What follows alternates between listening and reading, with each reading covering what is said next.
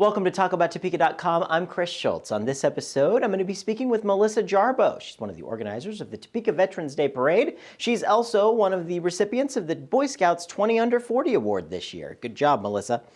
This episode is brought to you by the WIBW channels and The Break Room. Check out all the stuff they have going on down there at breakroomdowntown.com.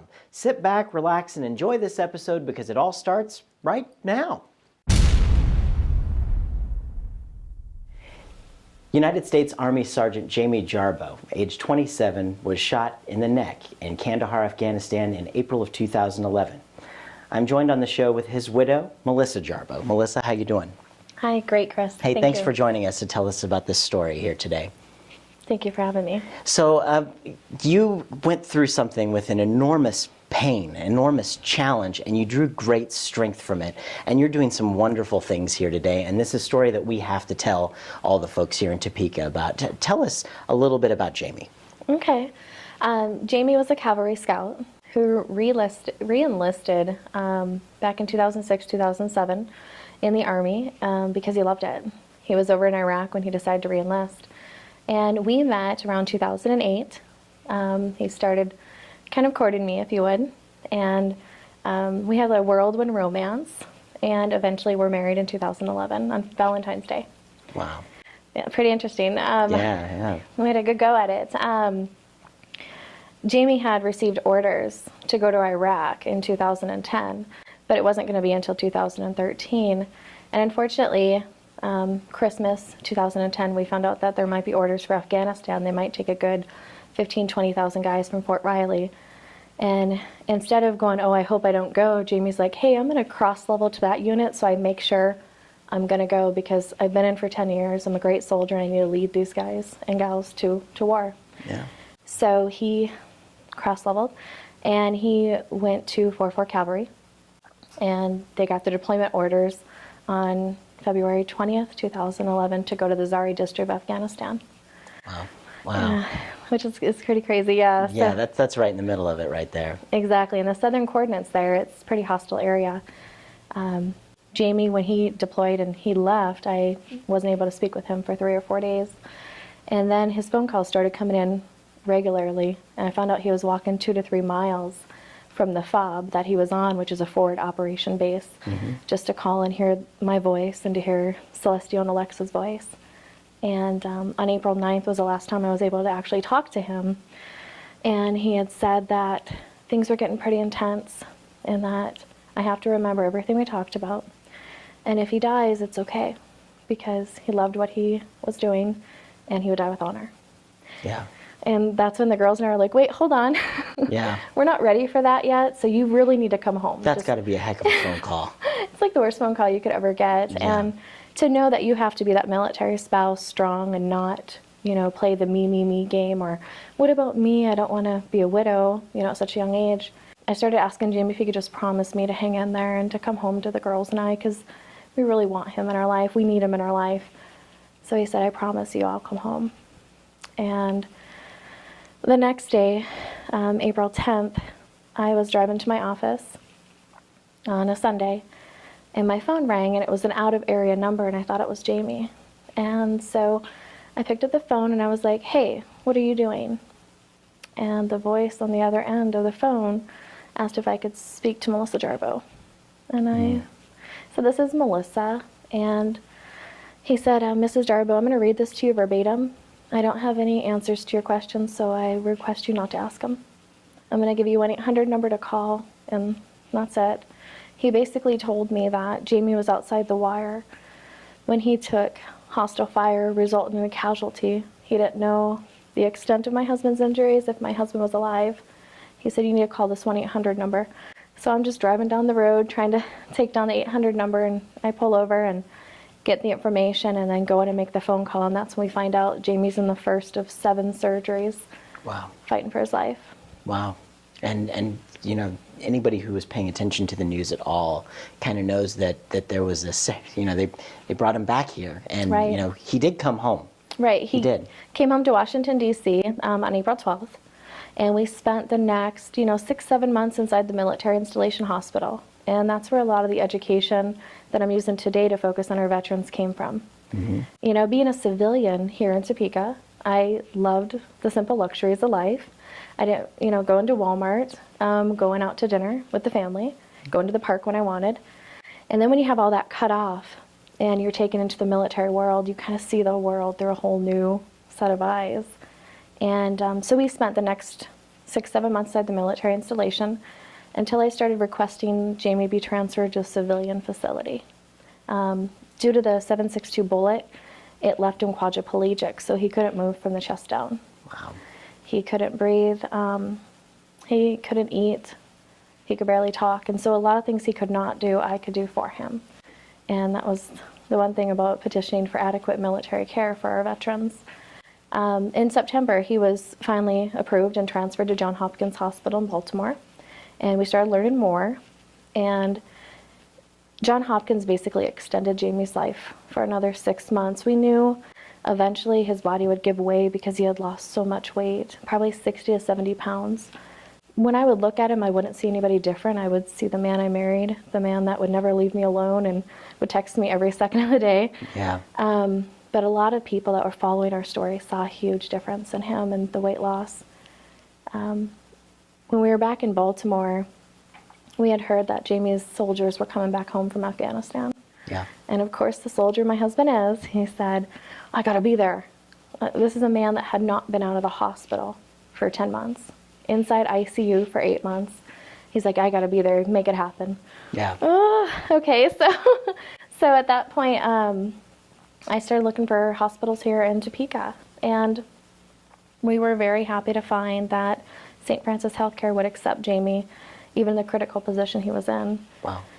So we flew home to Kansas on February 17th, 2012, and Jamie was able to be reunited with his soldiers, including some of the guys that found him the day he was shot in the battlefield.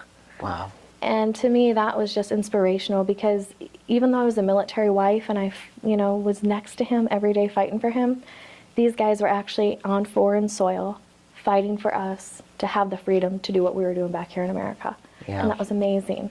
And so when that bond and those guys came in, I just kind of felt like an outsider, but it gave me a sense of pride. And, on March 10th, then Jamie was rendered terminal. Unfortunately, due to all the surgeries, his esophagus and trachea detached from the upper extremity. Oh. And so they came in and told Jamie and I, as we sat in his room, that he was terminal and that he'll probably die in the next 48 hours. Wow. And I just, you kind of sit there. Your heart drops. Yeah. You just have no idea what to think. And Jamie says, it's okay. Figures. He's like, we'll figure it out. Thanks, doctor. You can leave. Wow. Just the strength. And, when the doctor left, he was like, you can take time if you want. You can cry. Okay, thanks. Because we had been strong for so long inside the hospital. And I couldn't sit there and cry about, oh, this isn't fair to me. I haven't been able to go out with my girlfriends. I miss Walmart, or all the simplicities of life. Yeah. But this is a moment that I took a couple seconds and cried. And then he asked me if I was done. And I said, okay, what are we getting at? And that's when he said, I need you to write down a few things and turn on the video camera. We had a video camera inside the room at all times, and so Jamie would do videographies. And so this day he decided to do it, and he also wanted me to write it down with his father, and so I could read it from time to time.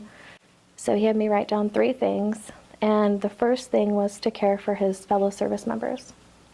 Because he said between the 2 deployments he went through before, nobody knew who Jamie Jarboe was. And if it hadn't been for his wife blogging on the internet, nobody would have known who Jamie Jarboe was. Yeah.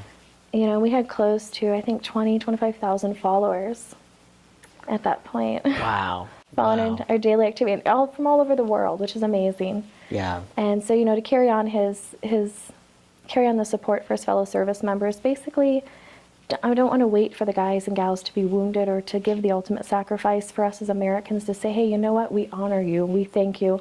We're forever indebted for your service. Yeah.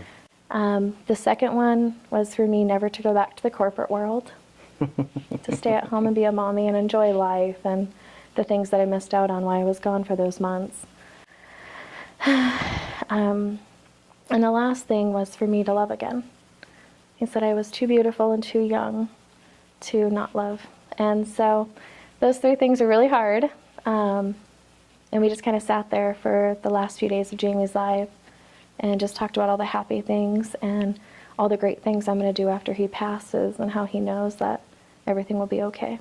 Wow. So it's an amazing story. Thank you for sharing that. Yeah. I mean, it really, and you know, hearing about the promise that he'd said to come back, he did that. You know, he did that. I think that's just shows tremendous strength, you know, on his side, but also for your side as well, is because you have taken this experience where many people would have just, I mean, I think the common thing here would be to crush someone, and you took great strength from that, and that's why I want to make sure that everybody here knows what you have been working on since then.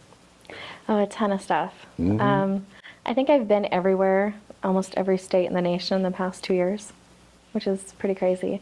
I've been to Washington, D.C. probably about a half a dozen times. I visit Walter Reed Hospital often, advocating for adequate military care, which I think we're almost there. You know, the changes are coming. But then I also mentor fellow widows, fellow military spouses, Blue Star families, and Gold Star families. On top of all that, we are kind of bringing the love and the patriotism back here to Topeka. And that was something that I felt when I came home. As the girls and I walked down the street, people knew us because of the newspaper, because of the newscasts. But I really didn't feel a strong red, white, and blue patriotism feeling from Topeka. I do on 4th of July. I think it's great. It's wonderful. Sure. But then once I found out there was no Topeka Veterans Day Parade, I'm like, oh, now we can bring the patriotism to town. Yeah. And so I went down and spoke to the city and found out that in the history of Topeka, there's never been a Veterans Day Parade. Really? No, nothing at all. No. That's weird. I mean, I knew we haven't had one, but I never knew that there never has been one. No history of it. And wow. You know, in 1992 there was an Armed Forces Day Parade, and it was huge. And then it went away. And so I met with the mayor. We talked about it. We talked to like 7 different historians. Wow. And they said, no, I'm sorry, we haven't had one. And so then, now it kind of started as a personal challenge. Okay, now let's create something great in the capital city of Topeka. Let's put Topeka on the map for patriotism because we are in the heart of America. We should do that. And so started doing that little by little. We now have, you know, close to, I think, 70 to 75 registrants for their first annual Veterans Day Parade on November 11th at 11 a.m., going right by, you know, downtown Topeka here. Yeah, very cool, very cool. And so we're kind of creating that, but then we figured anybody can do a parade. Why not do a series of events the week before leading up to the parade to get the community ready to rally around our military veterans? Absolutely. And how's it all coming together? Oh, it's intense. Yeah, it's a lot of work, huh? It's a ton of work, a ton of meeting, and a ton of greeting, and a ton of patience. You know, just to understand that the economy isn't in the best position. And people, when you walk in, even though Jamie and I went through such a tragedy and we're trying to triumph, and I'm trying to bring out the positive things of that tragedy, people are still kind of leery and scared of sponsorship, of donation. Sure. Because what if the Topeka Veterans Day Parade doesn't stay and it goes away next year? You know, that's where it comes down to we the people. You know, we have to stick together. We have to get behind these causes, and we have to make them work. And I think the message here is that all of these people, all that serve our country, you know, they do it without question. And some of them, you know, come home with disabilities, and some of them, you know, have families that, you know, are going to be on their own because of their sacrifices. That's the ultimate sacrifice. And I think we as a community, we want to stand behind that sacrifice. We understand how important it is. And I think this is going to be a great community that's going to rally behind exactly what you're working for here, because you're working for the right things. You really are. Good. Well, and I'm excited, and I hope so. You know, we're so active in the community now with the Salute to Our Heroes Gala, which will be on November 9th, and then, of course, the parade on November 10th. And you know, to keep bringing this back year and year. Now this year I've thought about it, even if I only close out with the one sponsor we do have, which I have to give credit to New Sound Hearing of Topeka. They signed up at the very beginning when I started this last January and, paid the sponsorship fees. But even next year, if we don't have any sponsors, I'm still going to do my best, and I'm going to do it again. And of course, I'll use my own money again, and just keep doing it because I believe in it, and I think the veterans need it. And I think our Vietnam veterans here in Topeka who were never welcomed home, this year we're going to finally welcome home those Vietnam veterans. And to me, that's priceless. I guess you can't put a sponsorship fee on the debt of gratitude we owe our men and women. You can't. And what I want our viewers to do is figure out a way that they can get involved with this, whether it's just showing up for the events. Great. If you have the ability to sponsor something, talk to her and do it. So how do these folks get in touch with you to find out more about what you're working on and how to get involved? Well, we have a great website, TopekaVeteransParade.org. They can go on there, they can find out about volunteer opportunities, they can find out about where the parade's going to be, where the events are going to be. How do I go to a Salute to Our Heroes Gala, which we're going to have tons of military there. Wow. We're working with the BOSS program, which is the Battalion of Single Soldiers, which is, our highest suicide rate on the active duty bases right now. Wow. And we're going to be bringing a lot of these guys and these gals to the gala. And so it's going to be kind of a fun meet and greet where you can sit there and you can personally see a soldier, see a Marine, and say, hey, you know what? Thank you. Shake their hand. Exactly. Yeah. Let them know that their service is very valued to us here. Yeah, so those are just a couple ways that we're trying to change the world one day at a time. You have to start to change the world by doing it right here at home. Really? Exactly. And that's what you're doing. Thank you so much, Melissa. I really appreciate you coming on the show, sharing your story, and for working for the Veterans Day Parade and all the events, and just every day your service to help those in need. I really appreciate you coming on the show. Thank you so much. Thank you so much, Kevin.